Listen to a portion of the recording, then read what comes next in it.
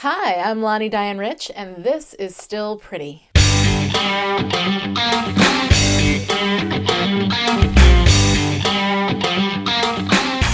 We're here today to talk about Dead Things, the 13th episode of Season 6. It aired on February 5th, 2002, and was written by Stephen S. DeKnight, with story editing from Rebecca Rand Kirshner and Stephen S. DeKnight. This episode was also directed by veteran Buffy director James A. Contner, and boy, can you tell. This is going to be a tough one, folks. Hard on the heels of the somewhat whimsical Double Meat Palace, we're headed into super dark territory, and I warn you, it's going to be a rough ride. Ow! Bloody hell, what'd you do that for?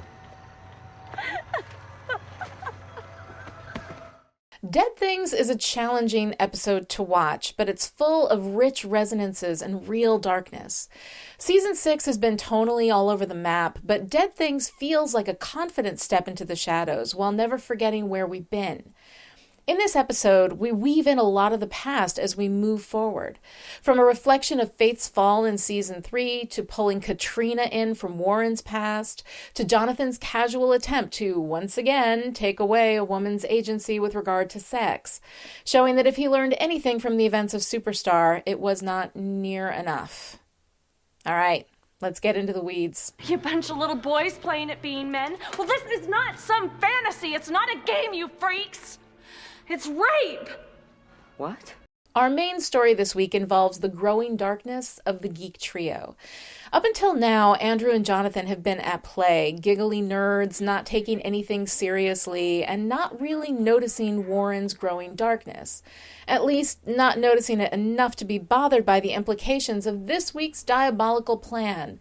A cerebral dampener that will make any woman their willing sex slave. And of course, I put willing in quotes because there is nothing consensual about this at all. But the fact that this word even makes it into their language when they talk about this plan shows how completely delusional these guys are. We've seen Warren's darkness almost from the beginning. In the flashback that we get in this episode to I Was Made to Love You, in which Warren's girlfriend Katrina discovers that he created a sex robot and is not happy, we see the moment in Buffy's memory when Katrina is yelling at him and he tells her to shut up. Warren is a clear misogynist from the start, and even when the geek trio is comic relief, Warren always has this element of darkness in his character. In Gone, we saw how little he cared whether Buffy lived or died. In Dead Things, we're seeing where that path eventually leads. It's clear that Warren is planning to take control of Katrina's mind from the beginning. He obviously goes to that particular bar at that particular time in search of her because he expects her to be there. And when he finds her, he throws away his earpiece. He takes control of her, and to add insult to injury, makes her dress in a French maid's uniform. He intends to rape her first, but then has no problem sharing her with Andrew and Jonathan. This isn't about loving Katrina. This is about punishing her for rejecting him. When she wakes up and confronts him with what they've done, that they're boys playing at being men, that this is rape, both Andrew and Jonathan have a moment of shame, but Warren doesn't. He hits her in the head, accidentally killing her, but even then, his problem isn't that he just killed this woman that he supposedly loved. As far as he's concerned, she got what she deserved. She rejected him, right? And here, we get three varying shades of morality in the trio. Jonathan, whose moral center has always been weak, seems to finally realize what they've done and is appropriately horrified.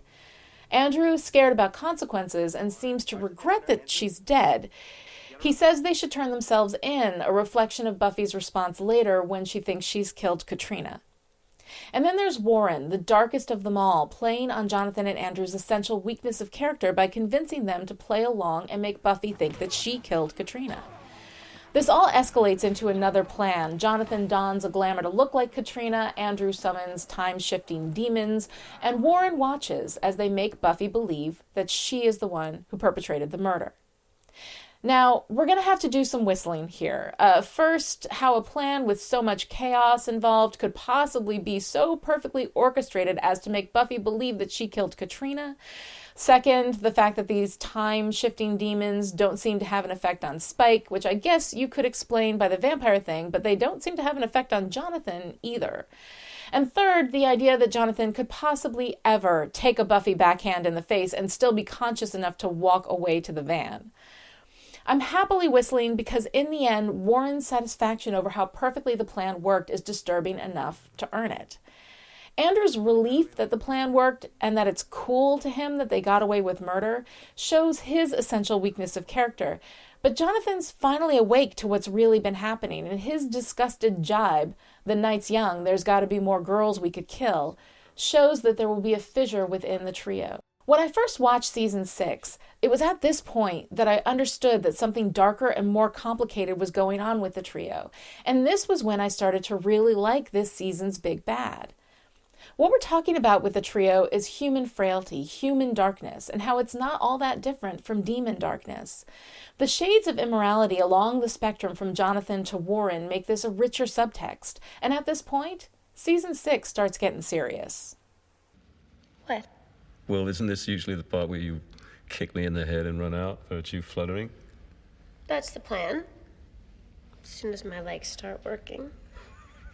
As our big bads slide into increasing darkness, we see this also happening with Spike and Buffy.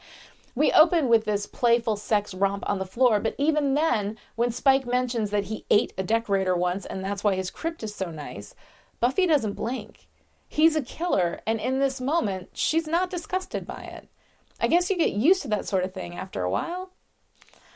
He wants to know where the relationship is going and ends with a tease asking Buffy if she trusts him, to which Buffy responds, "Never."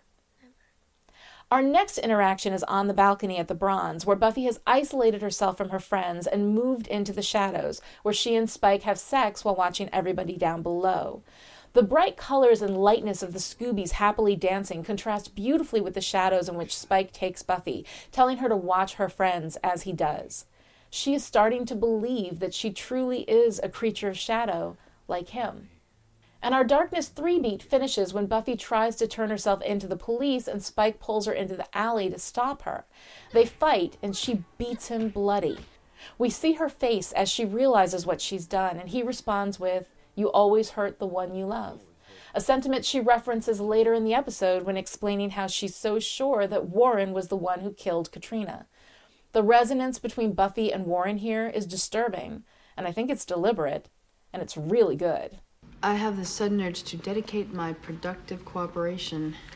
Well, if you close your eyes and repeatedly smash yourself in the head with frozen meat, it'll go away. And alongside all of this descent into shadow, we have Tara, who contrasts the darkness with light. In the Double Meat Palace break room, she sits with Buffy and gets her assignment to find out why Spike can hit Buffy. In this scene, Buffy is in the light as well in her brightly colored outfit, and even the dingy DMP break room is filled with cheerful messages and bright daylight. Later, when Tara bumps into Willow outside of the magic box, she is kindness and love and goodness personified, awkward, but really genuinely happy that Willow is doing so well. Then finally, when Tara sits down with Buffy to tell her that nothing is wrong with her, she learns the truth about Spike and Buffy as Buffy breaks down, begging Tara not to forgive her. But Tara continues to extend her kindness and light and soothes Buffy as she weeps. It is Tara's presence, this incorruptible source of goodness, that brings a balance to this really dark story.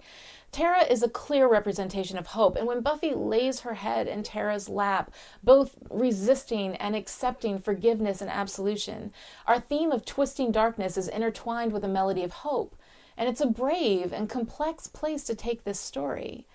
Look, it's easy to be all grim dark all the time. The world is a pit and there's no way out, no way forward, Battlestar Galactica, blah, blah, blah. To place Tara in the central space within this story shows the courageous nature of hope and allows it to sit in complexity next to all of that darkness. That's bold, y'all, and I love it. You've been going at it too hard, Buffy. We hardly ever see you. What with slinging the double meat and pounding the big evil. Hey, you are looking a little pounded. Just around the eyes. A long time ago, in Season 2, Spike laments that he didn't expect Buffy to have friends, and that this is the element that caused his failure to defeat her. In Season 4, we saw Buffy mind meld with her friends and take down Adam. Here in season 6, we're seeing Buffy isolated from her friends, especially from Dawn, and we also see how this serves to sap her strength.